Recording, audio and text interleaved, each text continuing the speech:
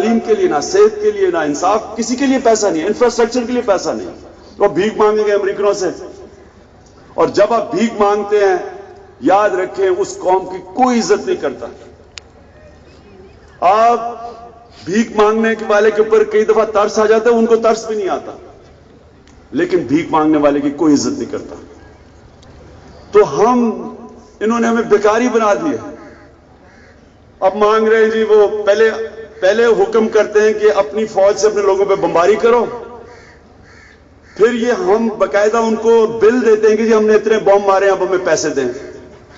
وہ پھر آگے سے کہتے ہیں ڈو مور، آپ نے ابھی کافی اپنے لوگ نہیں مارے. یہ ہم سب کے لیے ذلت کی انتہا ہے.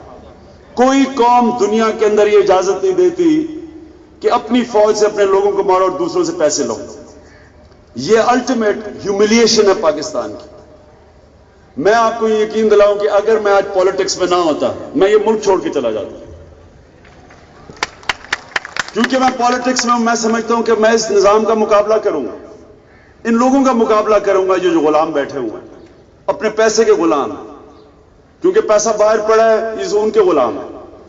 لیکن اگر میں اس ملک میں رہ ہی نہ سکوں ایز اے شہری، ایز اے سٹیزن، کہ جو کسی سے پیسے لے کے اپنے لوگوں کو مارے اور آپ کی عورتیں بچے مارے، بومنگ کریں جا کے گاؤں کے اوپر، عورتیں بچے مارے اور آپ کا ایک کولیٹرل ڈیمیج ہے. اپنے آپ کے اخبار لکھیں کولیٹرل ڈیمیج. اس سے شرمناک بات کیا ہو سکتی؟ اس سے نیچے کون سا ملک ڈوب سکتا ہے؟ اور اس ملک، ایسے ملک کو کیا ہے رائٹ سروائیو کرنے کا؟ نہیں ہے. قرآن میں اللہ یہ بھی لکھتا ہے کہ میری زمین پہ نکل کے دیکھو کتنی قومیں میں نے برباد کی جو میرے حکم پہ نہیں چلی. وہ کیا اللہ کا حکم ہے کہ آپ میں انسانیت ہو، آپ انصاف کے لیے کھڑے ہو، کہ آپ بومنگ ڈرون اٹیکس علیحدہ کر رہے ہیں. ہماری فوج F-16 ہیلی کاپٹر گن گاؤں کے اوپر آپ بومنگ کر رہے ہیں، ان کی عورتیں بچے مار رہے ہیں اور اسے کولیٹرل ڈیمیج کہہ رہے ہیں. اور پھر وہ جب خودکش حملہ کرتے ہیں آپ ان کو ٹیررسٹ کہہ رہے ہیں. وہ جو شمائلہ لڑکی 19 سال کی تھی جس نے خودکشی کی، وہ بم باندھ کے بھی خودکشی کر سکتی تھی.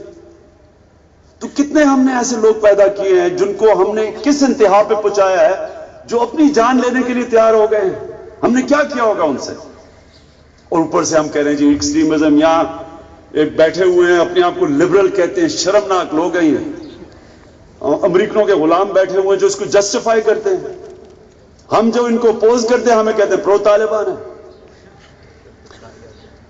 اور یہ جو لیڈر کا جو، میں آپ پھر سے واپس آ رہا ہوں کیونکہ میں تھوڑا ڈسٹریکٹ ہو گیا ہوں، کہ لیڈر کبھی بھی پریشر کے اندر کمپرومائز نہیں کرتا. آپ جو اپنے فیصلے کرتے ہیں سوچ سمجھ کے کرتے ہیں.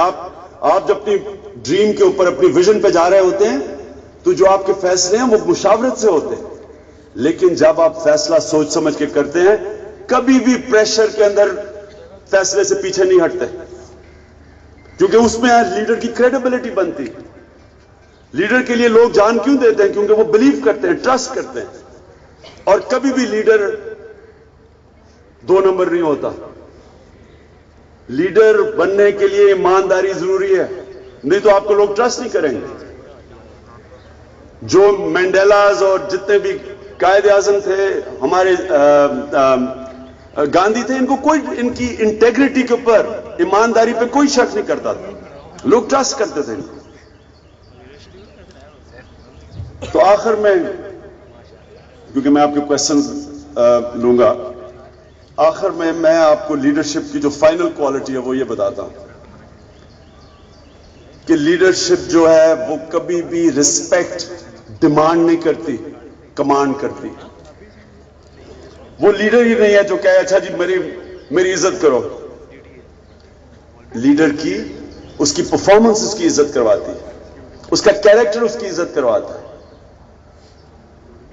ہمارے کئی دفعہ کرکٹ ٹیم میں کیپٹنز بنے، کیا جی مجھے 3 سال کے لیے کپتان بنا دو، مجھے 2 سال کے لیے بنا دو، میری جی ٹیم عزت نہیں کرتی، ان کو نکال دو. اس کا مطلب کہ آپ کیپٹن اہل نہیں ہیں. جب لیڈر کو اتنی بڑی دیواروں کے پیچھے چھپنا پڑے اور اتنا خوف ہو اپنے لوگوں سے کہ وہ لوگوں کے سامنے آئے نہ، اور ساری سڑکیں کلیئر کروانی پڑے لیڈر کو جانے کے لیے، لیڈر نہیں ہے. لیڈر وہ تھے حضرت عمر جب ان کی فوجوں نے رومن ایمپائر کو, وہ جو یارموک کی بیٹل تھی اس کے اندر جب شکست دی روم کو, تو ایران سے ڈیلیگیشن آیا, سفیر آئے, اور ایران اس وقت سپر پاور تھا. ایک سپر پاور روم تھا, رومنز تھے, بیزنٹائن ایمپائر, اور دوسری طرف ایران تھا. تو یہ تو عرب کو تو پوچھتا کوئی نہیں تھا. تو ایک دم جب ڈیفیٹ کیا انہوں نے یارموک کی بیٹل میں, خالد بن ولید نے, جب تو ایران نے ڈیلیگیشن بھیجا کہ یہ کون ہے یہ لوگ. تو ایران کا جو ایمبیسڈر تھا اور وہ پورے ڈیلیگیشن سے بڑے تحفے لے کے آیا, تو حضرت عمر کو پوچھ رہے تھے وہ کدھر ہیں, وہ آپ کا وہ محل کدھر ہے. ان کو محل ہی نہ ملے, کوئی کہے جی ادھر چلے جاؤ, کوئی ادھر چلے جاؤ. آخر میں وہ ایک آدمی کہتا ہے, وہ اس نے کہا کدھر ہے وہ آپ کا خلیفہ. اس نے کہا وہ درخت کے نیچے چادر لے کے سویا ہوا. تو اس کے فیمس ورڈز تھے ایران کے ایمبیسڈر کے, کہ جس قوم کے اندر عدل اور انصاف ہو اس کے لیڈر کو کوئی گارڈز کی ضرورت نہیں پڑتی.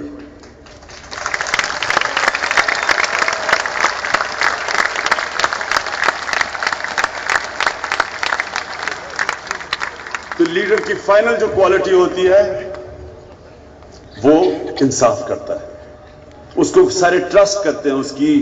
وہ لوگ یہ سمجھتے ہیں کہ وہ لوگوں سے, وہ یہ نہیں کرے گا اچھا جی یہ میرا چمچہ ہے اس کو ٹیم میں ڈال لو, یہ نہیں, وہ سب سے انصاف کرتا ہے. لوگ ٹرسٹ کرتے ہیں اس کی ججمنٹ میں کہ یہ جو کر رہا ہے یہ اپنی دیانتداری سے کر رہا ہے.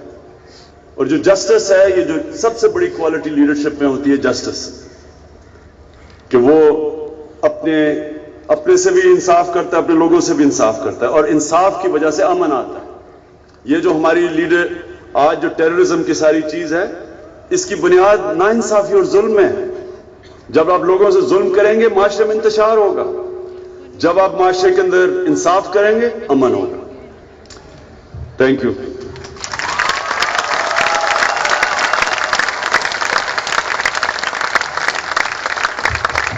Questions?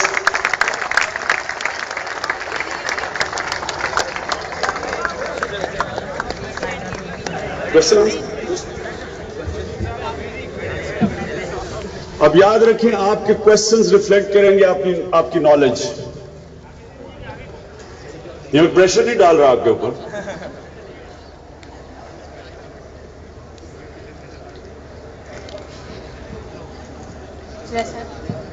Sir, Mr. Imran Khan. Yeah. Sir, you have done a wonderful job in the Shaukat Khan Memorial, the 92 World Cup, plus the university in your village, and recently the flood affected people. What do you think should be our plan? If you have any plan in the politics, do you plan to do it within this 5-year term, or else you would come after the elections? Because nowadays we are waiting for someone to come and take us out of everything which is happening. Is there any way that you could lead us out from it, because we are willing to get out of this thing?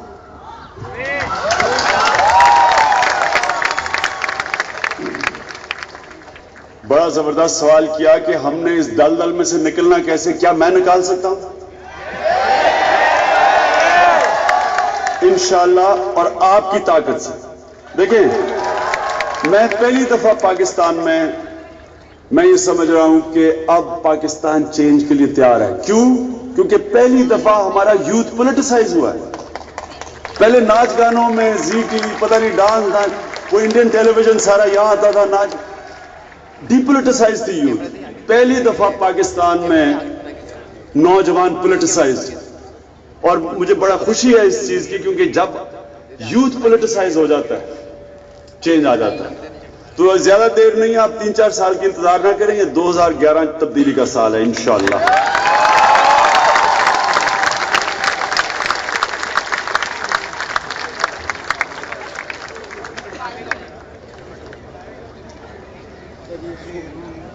Hello, sir. Sir, we've all been very impressed with whatever has happened in the Arab world, the revolution, the protests. So, but those areas were areas jahan people did not have the freedom of expression. People did not have the right to be political. We have thrown dictators out. We have had democracy struggling, but yet it has been there. a media is strong enough to speak. We don't have those reservations on us. Yet we are where we are. What do you think is the reason? Freedom of expression, lack of it is not the reason, sir. बहुत अच्छा question है, very good question. Question ये है कि Arab world के अंदर जो conditions थी, क्या वो पाकिस्तान में है? ये बड़ा गौर से सुने क्योंकि आपके लिए बड़ा इंपॉर्टेंट है. क्योंकि हमारे पास तो डेमोक्रेसी भी है, हमारे इलेक्शंस भी हो जाते थे, हमारे पास एक वाइब्रेंट, शायद दुनिया में इतना वाइब्रेंट मीडिया हो जितना पाकिस्तान में है. तो उधर तो मीडिया भी नहीं था, और हमारे जिस तरह आपने कहा इलेक्शंस हो जाते. लेकिन मैं आपको बताता हूं कि क्या चीजें हमारी उनसे कॉमन है. सबसे बड़ी चीज यह है कि वहां भी इलेक्शंस होते थे लेकिन डेमोक्रेसी नहीं आई, यहां भी इलेक्शन से डेमोक्रेसी नहीं आई. क्योंकि इलेक्शंस तो सद्दाम हुसैन भी करवा